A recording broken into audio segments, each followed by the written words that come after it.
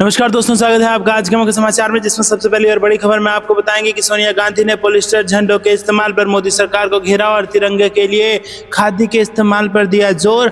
खबर में आगे जिक्र होगा कि बंगाल में राष्ट्रपति शासन की तैयारी, द्रौपदी मुर्मू और गृह मंत्री शाह से मिलने पहुंचे राज्यपाल CV आनंद बोस। खबर में आगे बताएंगे कि विधानसभा चुनाव से पहले राहुल गांधी का जम्मू कश्मीर दौरा, पार्टी में मचे घमासान का निकालेंगे हल। आगे जिक्र होगा कि भाजपा की लेटरल एंट्री जैसी साजिशों को हम नाकाम करके दिखाएंगे, राहुल गांधी ने बीजेपी को घेरा। और खबर में बताएंगे कि दलित संगठनों के 21 अगस्त भारत बंद के आह्वान को मायावती का समर्थन, मध्य प्रदेश के ग्वालियर चंबल में सतर्क पुलिस प्रशासन। तो दोस्तों, यहां पर हर एक खबर की गहराई में आपको ले जाएंगे, लेकिन उससे पहले अगर आप भी खुलकर करते हैं इंडिया अलायंस का समर्थन तो वीडियो कीजिए लाइक और चैनल को सब्सक्राइब करके बेल आइकन दबाकर कमेंट में लिखे जाएं। रुक करते हैं सबसे पहली और बड़ी खबर की तरफ।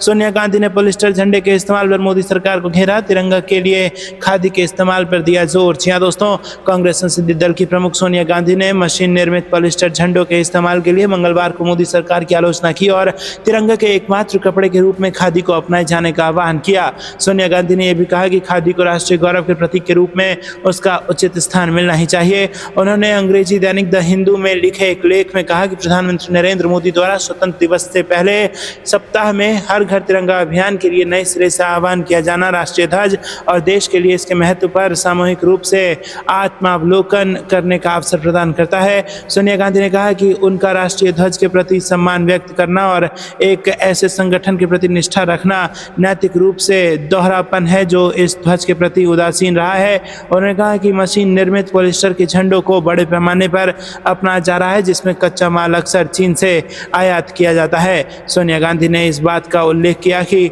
भारतीय ध्वज संहिता के अनुसार ऐतिहासिक रूप से राष्ट्रीय ध्वज को हाथ से काते गए और हाथ से बुने गए ऊन, कपास, रेशम, खादी के टुकड़े से बनाया जाना आवश्यक है। उन्होंने कहा कि खादी एक मोटा लेकिन मजबूत कपड़ा है जिसे महात्मा गांधी ने राष्ट्रीय आंदोलन के नेतृत्व में खुद काता और बुना था तथा इसका हमारी ऐतिहासिक और सांस्कृतिक स्मृति में एक विशेष अर्थ है। कांग्रेस संसदीय दल के प्रमुख ने कहा कि खादी हमारे गौरवशाली अतीत का प्रतीक है और भारतीय आधुनिकता और आर्थिक जीवन शक्ति का प्रतीक भी है। सोनिया गांधी ने कहा कि 2022 में हमारी आजादी की 75वीं वर्षगांठ के शुभ अवसर पर सरकार ने मशीन निर्मित पॉलिस्टर बटिंग को शामिल करने के लिए ध्वज संहिता में संशोधन किया। साथ ही पॉलिस्टर के झंडे को वस्तु एवं सेवा कर यानी कि GST से छूट दी गई है। खादी के झंडे को कर के दायरे में रखा गया है। उन्होंने अपने लेख में कहा कि सरकार बाजार को नियमित करने में विफल रही है और अर्ध मशीनीकृत चरखों से काती गई खादी को पारंपरिक हाथ से काती गई खादी के टैग के तहत धड़ल्ले से बेचा जा रहा है। कांग्रेस नेता ने यह भी कहा कि ये हमारे खादी काटने वालों के लिए नुकसानदेह है, जिनकी कड़ी मेहनत के बावजूद मजदूरी प्रतिदिन 200 से 250 रुपए से अधिक नहीं है। रुक करते हैं अगली ब्रेकिंग न्यूज की तरफ। बंगाल में राष्ट्रपति शासन की तैयारी, द्रौपदी मुर्मू और गृह मंत्री अमित शाह से मिलने पहुंचे राज्यपाल CV आनंद बोस। जी दोस्तों, कोलकाता के RG कर मेडिकल कॉलेज में महिला ट्रेनी डॉक्टर के साथ दरिंदगी की घटना को लेकर पूरे देश में आक्रोश है। वहीं बर्बर घटना के बाद अस्पताल में भीड़ के हमले और तोड़फोड़ से भी बड़े सवाल खड़े हो गए हैं। इस मामले में एक आरोपी को गिरफ्तार किया गया। वहीं पश्चिम बंगाल की ममता बनर्जी सरकार की जमकर आलोचना भी हो रही है। यहां तक कि TMC के अंदर भी मामले को लेकर विरोध के स्वर मुखर होने लगे हैं। पश्चिम बंगाल के राज्यपाल CV आनंद बोस भी इस मामले को लेकर एक्शन मोड में हैं और राज्यपाल मंगलवार को गृह मंत्री अमित शाह और राष्ट्रपति द्रौपदी मुर्मू से मुलाकात करने दिल्ली पहुंचे। उन्होंने उपराष्ट्रपति जगदीप धनखड़ से भी मुलाकात की। ऐसे में पश्चिम बंगाल में राष्ट्रपति शासन के भी कयास तेज हो गए हैं। रुक करते हैं ब्रेकिंग न्यूज की तरफ। विधानसभा चुनाव से पहले राहुल गांधी का जम्मू कश्मीर दौरा, पार्टी में मचे घमासान का निकालेंगे हल। जी हाँ दोस्तों, आपको बता दें कि जम्मू कश्मीर प्रदेश कांग्रेस कमेटी के अध्यक्ष विकार रसूल वानी को हटाने को लेकर कांग्रेस में मचे घमासान के बीच वरिष्ठ कांग्रेस नेता राहुल गांधी 21 अगस्त से 2 दिन के लिए जम्मू कश्मीर का दौरा करने वाले हैं। हालांकि जम्मू कश्मीर प्रदेश कांग्रेस कमेटी के मुख्य प्रवक्ता रविंदर शर्मा ने यहां पर बताया कि जम्मू कश्मीर में विधानसभा चुनाव के चलते वरिष्ठ नेता राहुल गांधी चुनाव के रोड मैप को लेकर पार्टी नेताओं के साथ बैठक करेंगे। उन्होंने कांग्रेस में किसी भी तरह की घमासान की खबरों का खंडन किया और सूत्रों ने बताया कि जम्मू कश्मीर के अपने 2 दिवसीय दौरे के दौरान वो जम्मू कश्मीर के दोनों राजधानी शहरों का दौरा करेंगे। आगामी जम्मू कश्मीर चुनाव के लिए चुनाव पूर्व गठबंधन के तौर तरीकों को अंतिम रूप देने के लिए नेशनल कॉन्फ्रेंस नेतृत्व के साथ बैठक करेंगे। इसी बीच जम्मू कश्मीर प्रदेश कांग्रेस कमेटी के पूर्व अध्यक्ष विकार रसूल यानी ने आरोप लगाया है कि उन्हें जम्मू कश्मीर का मुख्यमंत्री बनने से रोकने के लिए साजिश रची गई थी।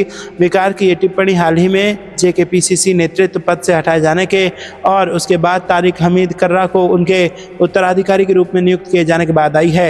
रुक करते हैं अगली ब्रेकिंग न्यूज़ की तरफ। भाजपा की लेटरल एंट्री जैसी साजिशों को हम नाकाम करके दिखाएंगे, राहुल गांधी ने बीजेपी को घेरा। जी हां दोस्तों, केंद्र सरकार की लेटरल एंट्री के विज्ञापन पर रोक लगाने के आदेश पर लोकसभा में नेता प्रतिपक्ष और कांग्रेस सांसद राहुल गांधी ने प्रतिक्रिया दी और कहा कि भाजपा की लेटरल एंट्री जैसी साजिश को हम हर हाल में नाकाम करके दिखाएंगे। राहुल गांधी ने मंगलवार को सोशल मीडिया प्लेटफॉर्म एक्स पर लिखा कि संविधान और आरक्षण व्यवस्था की हम हर कीमत पर रक्षा करेंगे। भाजपा की लेटरल एंट्री जैसी साजिश को हम नाकाम करके दिखाएंगे। मैं एक बार फिर दोहरा रहा हूं, 50% आरक्षण सीमा को तोड़कर हम जातिगत गिनती के आधार पर सामाजिक न्याय सुनिश्चित करेंगे। कांग्रेस अध्यक्ष मल्लिकार्जुन खड़गे ने एक्स पोस्ट में लिखा कि संविधान जयते हमारे दलित, आदिवासी, पिछड़े और कमजोर वर्गों के सामाजिक न्याय के लिए कांग्रेस पार्टी की लड़ाई ने भाजपा के आरक्षण छीनने के मंसूबों पर पानी फेरा है। लेटरल एंट्री पर मोदी सरकार की चिट्ठी ये दर्शाती है कि तानाशाही सत्ता के अहंकार को संविधान की ताकत ही हरा सकती है। राहुल गांधी, कांग्रेस और इंडिया पार्टियों की मुहिम से सरकार एक कदम पीछे हटी है, पर जब तक बीजेपी आरएसएस सत्ता में है वो आरक्षण छीनने के नए नए हथकंडे अपनाती रहेगी। हम सबको सावधान रहना होगा। बजट में मध्यम वर्ग पर किया गया लॉन्ग टर्म कैपिटल गेन वाला प्रहार हो, या वक्फ बिल को जेपीसी के हवाले करना हो, या फिर ब्रॉडकास्ट बिल को ठंडे बस्ते में डालना हो, जनता और विपक्ष की ताकत देश को मोदी सरकार से बचा रही है। समाजवादी पार्टी के अध्यक्ष अखिलेश यादव ने सोशल मीडिया पर लिखा कि यूपीएससी में लेटरल एंट्री के पीछे दरवाजे से आरक्षण को नकारते हुए नियुक्तियों की साजिश आखिरकार पीडीए की एकता के आगे झुक गई है। सरकार को अब अपना ये फैसला भी वापस लेना पड़ा है। भाजपा के षड्यंत्र अब कामयाब नहीं हो पा रहे हैं। ये पीडीए में आए जागरण और चेतना की बहुत बड़ी जीत है। इन परिस्थितियों में समाजवादी पार्टी लेटरल भर्ती के खिलाफ 2 अक्टूबर से शुरू होने वाले आंदोलन के आह्वान को स्थगित करती है। साथ ही ये संकल्प लेती है कि भविष्य में भी ऐसी किसी चाल को कामयाब नहीं होने देंगे और पुरजोर तरीके से इसका निर्णायक विरोध करेंगे। जिस तरह से जनता ने हमारे 2 अक्टूबर के आंदोलन के लिए जुड़ना शुरू कर दिया था, ये उस एकजुटता का भी जीत है। लेटरल एंट्री ने भाजपा का आरक्षण विरोधी चेहरा उजागर करके दिखा दिया है। रुक करते हैं अगली ब्रेकिंग न्यूज़ की तरफ। दलित संगठनों के 21 अगस्त भारत बंद के आह्वान को मायावती का समर्थन। एमपी के ग्वालियर चंबल में सतर्क पुलिस प्रशासन। जी हाँ दोस्तों, देश की सियासत में अनुसूचित जाति जनजाति आरक्षण में क्रीमी लेयर का मुद्दा एक बार फिर तूल पकड़ता दिख रहा है। सुप्रीम कोर्ट के अनुसूचित जाति और अनुसूचित जनजाति के आरक्षण को सब कैटेगरी बनाने का अधिकार राज्य को देने के फैसले और SC/ST आरक्षण में क्रीमी लेयर लागू करने के विरोध में दलित संगठनों ने आज जो है वो भारत बंद का ऐलान कर दिया है। दलित संगठनों के भारत बंद के आह्वान को अब बहुजन समाज पार्टी का समर्थन मिलने से सियासी माहौल गर्मा गया है। दलित संगठनों के भारत बंद के ऐलान को बहुजन समाज पार्टी ने अपना खुला समर्थन दे दिया है और बहुजन समाज पार्टी की सुप्रीमो मायावती के भतीजे और पार्टी के नेशनल कोऑर्डिनेटर आकाश आनंद ने सुप्रीम कोर्ट के फैसले और भारत बंद को लेकर सोशल मीडिया प्लेटफॉर्म एक्स पर पोस्ट कर लिखा कि आरक्षण पर सुप्रीम कोर्ट के फैसले के खिलाफ SC/ST समाज में काफी गुस्सा है। फैसले के विरोध में हमारे समाज ने आज भारत बंद का आह्वान किया है। हमारा समाज शांतिप्रिय समाज है और हम सबका सहयोग करते हैं। सबके सुख दुख में हमारा समाज शामिल है, लेकिन आज हमारी आज़ादी पर हमला किया जा रहा है और 21 अगस्त यानी कि आज इसका शांतिपूर्ण तरीके से जवाब देना है। वहीं भारत बंद को लेकर मध्य प्रदेश में भी सियासी माहौल गर्मा गया है। बहुजन समाज पार्टी के मध्य प्रदेश अध्यक्ष रमाकांत पिप्पल ने भारत बंद का आह्वान करते हुए कहा कि बंद का ऐलान सुप्रीम कोर्ट द्वारा आरक्षण में उपवर्गीकरण और क्रीमी लेयर लगाने संबंधी आदेश के विरोध में हो रहा है। रुक करते हैं अगली ब्रेकिंग न्यूज़ की तरफ। अगर साथ है अखिलेश राहुल तो बढ़ जाएगी बीजेपी की चुनौती। यूपी उपचुनाव से जुड़ी बड़ी खबर। जहां दोस्तों आपको बता दें कि लोकसभा चुनावों में निराशाजनक प्रदर्शन के बाद उत्तर प्रदेश विधानसभा की 10 सीटों पर होने वाले उपचुनाव में जीत दर्ज कर बीजेपी उसकी भरपाई करने के साथ ही ये दिखाना चाहती है कि 2027 में विपक्षी गठबंधन के लिए राह आसान नहीं होगी और इसके उलट सपा सुप्रीमो अखिलेश यादव और नेता प्रतिपक्ष राहुल गांधी की जोड़ी ये साबित करना चाहती है कि लोकसभा चुनाव में मिली जीत कोई तुक्का नहीं बल्कि उनके पीडीए फॉर्मूले पर जनता की मुहर थी। हालांकि बीजेपी सभी 10 सीटों पर जीत का संकल्प लेकर मैदान में उतर चुकी है। बीजेपी को विपक्षी गठबंधन इंडिया से ठीक ठाक चुनौती मिल सकती है। विशेषज्ञ मान रहे हैं कि उपचुनाव वाले ज्यादातर क्षेत्रों के सामाजिक समीकरण बीजेपी के पक्ष में नहीं है। दरअसल उत्तर प्रदेश में 9 विधायकों के सांसद चुने जाने और कानपुर नगर के सीमा मऊ विधानसभा क्षेत्र के सपा विधायक इरफान सोलंकी को आगजनी मामले में 7 साल की सजा सुनाए जाने के बाद खाली हुई अभी 10 सीटों पर उपचुनाव होने। हालांकि अभी उपचुनाव की तारीख घोषित नहीं की गई है। बीजेपी ने उपचुनाव में सभी 10 सीट जीतने का संकल्प लिया है, लेकिन जानकारों का कहना है कि पार्टी के लिए इस लक्ष्य को हासिल करना आसान नहीं होगा, क्योंकि समाजवादी पार्टी और कांग्रेस मिलकर चुनाव लड़ने की तैयारी कर रहे हैं। दोस्तों, रुक करते हैं अगली ब्रेकिंग न्यूज की तरफ। नौकरशाही में लेटरल एंट्री वाली भर्ती का विज्ञापन रद्द, आरक्षण पर विवाद के बाद मोदी सरकार पीछे हटी। जी दोस्तों, देश की शीर्ष नौकरशाही पर 45 पदों पर लेटरल एंट्री से भर्ती वाले विज्ञापन को मोदी सरकार ने रद्द कर दिया है। विपक्ष की ओर से इस भर्ती पर सवाल उठाए गए थे और इसे आरक्षण खत्म करने की कोशिश बताया गया था। इसके बाद ही मोदी सरकार ने इससे फैसला लिया है। कार्मिक विभाग के मंत्री जितेंद्र सिंह ने यूपीएससी की चेयरमैन प्रीति सूदन को पत्र लिखकर यह भर्ती रद्द करने को कहा।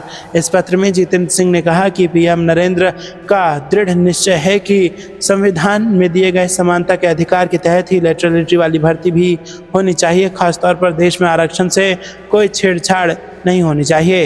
उन्होंने कहा कि पीएम मोदी का मानना है कि सार्वजनिक नौकरियों में सामाजिक न्याय, सरकार के प्रति सरकार की प्रतिबद्धता होनी चाहिए और इस आरक्षण का उद्देश्य इतिहास में हुए अन्याय का उन्मूलन और समाज में समावेश और समरसता को बढ़ावा देना है।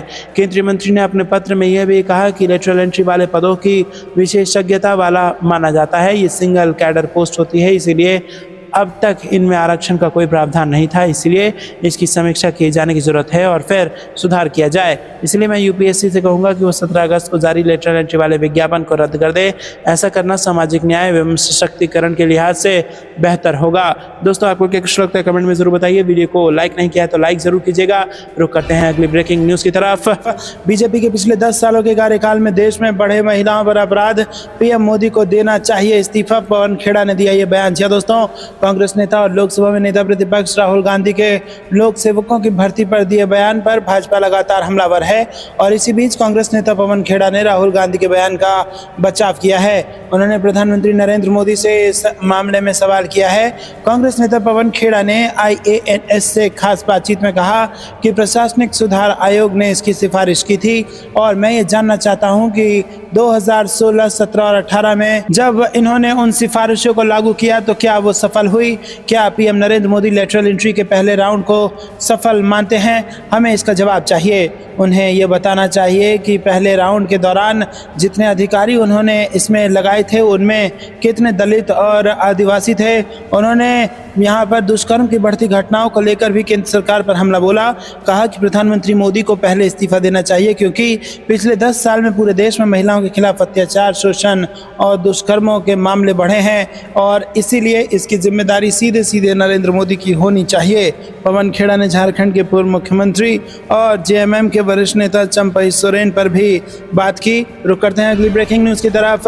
बीजेपी का राम राज्य का विकृत संस्करण बहुजनों से आरक्षण छीनना चाहता है, राहुल गांधी का मोदी सरकार पर हमला। जी हां दोस्तों, लोकसभा में नेता प्रतिपक्ष राहुल गांधी ने लेटरल एंट्री के जरिए लोक सेवकों की भर्ती को लेकर सोमवार को फिर एक बार भारतीय जनता पार्टी पर निशाना साधा और आरोप लगाया कि बीजेपी का राम राज्य का विकृत संस्करण संविधान नष्ट करना चाहता है और बहुजनों से आरक्षण छीनना चाहता है।